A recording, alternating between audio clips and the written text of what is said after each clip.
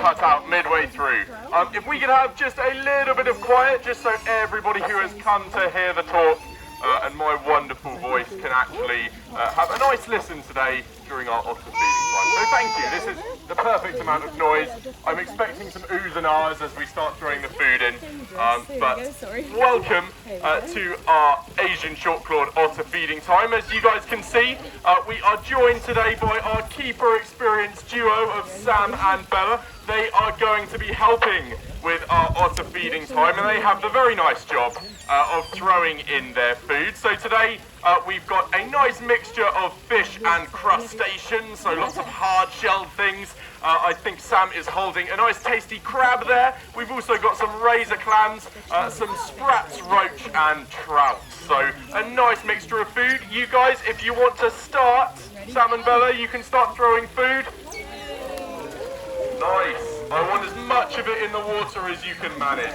That's the funny part. There we go. So, welcome to the Asian short-clawed otter feeding time. We are now underway. There's some absolute logs going right into the pool there. I'm very pleased about that. The Asian short-clawed otter, as you guys can probably work out where they are from, this is a species of otter native to Asia, so mainly in the southern coastal countries like Malaysia, Thailand, the Philippines, South China and Vietnam. So these guys are all over Asia.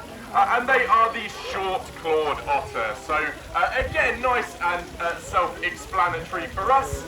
They are famous for having very short claws. This species of otter is actually the smallest of all 13 different types. So you might have seen lots of different types of otters.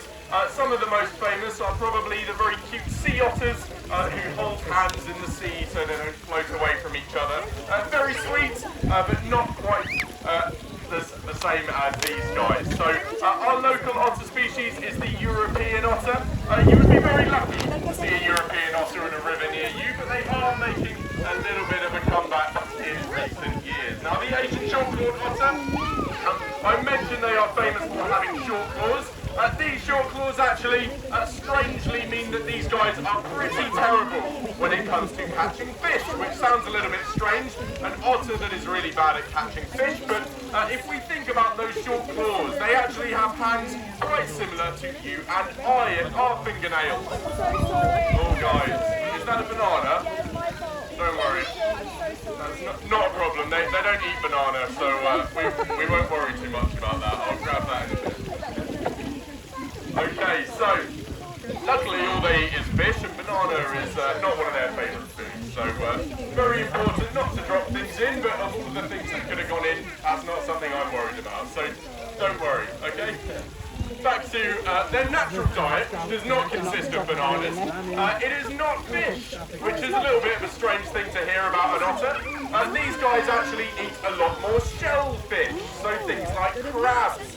The Asian short-clawed otter, because they have very short claws, it means they're actually pretty useless when it comes to catching a slippery, slimy fish. If you try and catch a live fish with your bare hands, you will probably have just about as much luck as an otter. Despite them being very well adapted for hunting in the water, they are after things like crabs, not fish. And those short claws, as you can see, actually make them really well adapted to using their hands. Their hands are a little bit like ours. They are very good at using their individual digits and turning their food around. Now our otters in the wild, when they are looking for a nice tasty crab, as you can see underwater there, one of our otters is having a nice little search around, probably aided by its eyes, but in the wild, the water does not look like this. In Asia, where these guys are hunting, they are hunting in very muddy, murky rivers, streams, swamps and wetland areas, and they will actually hunt blind, so they won't use their eyes because they are completely useless. It's a little bit like wandering around trying to find a midnight snack in the dark. For these guys, they use their other senses to find their food, and one of those really important gadgets they have got built in, one of their adaptations, is their nice faceful of white whiskers. If you have a nice look at one of our otters, you will see some very big long whiskers, and they are not like the whiskers on your cat or your dog. They are incredibly sensitive little devices and they are what our otters use to work out where their food is. Now, when an otter is looking for a crab, they will swim along the bottom of a river or a swamp. They will touch their whiskers to the silt and the sand and the mud at the bottom. And whenever a crab makes a little sound, a little vibration, a little movement, it will let out a ripple, a sound under the water, and our otters will use their very sensitive whiskers to work out where that crab is. So a little bit like the sonar system on a submarine. These guys are nature's submarines. They are incredibly good at working out where things are without actually being able to see them. Now, when they find that crab using their whiskers, it is just a case of picking it up out of the mud, using those really great hands we mentioned, and then they will bring them to the surface to eat. So, as you can see, all of our otters, once they've got a nice bit of food, they like to tuck in right on the edge of the waterline. Now, this is the safest place for an otter to eat, because in the wild, a predator can come from anywhere. So if a predator comes from the land, they've got a quick exit into the water, and if something comes from the water, they can run away onto the land. Now, these otters are actually probably the species that spends the least amount of time in the water, but they are very well adapted to their hunting in the water. We can now see our otters are all nice and shiny and smooth and wet looking. This is because they have a nice outer layer of fur which is waterproof, and that is nicely balanced by an inner layer of fur which is an insulating layer, so it keeps them warm. Otters basically have a built-in wetsuit, so an otter wetsuit, that's what we were going for.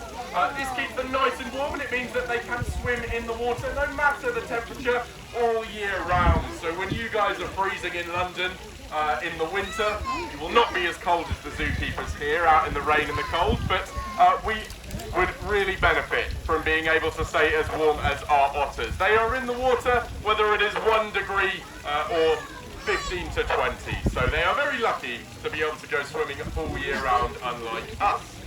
Now, when our otters are finding some nice food, they will keep looking for it. It does not take long for an otter to eat. You may have noticed they gulp their food down pretty quickly, and that is because they are very greedy little animals. Now, our otters, they can eat about 20% of their body weight every day. That is 1/5.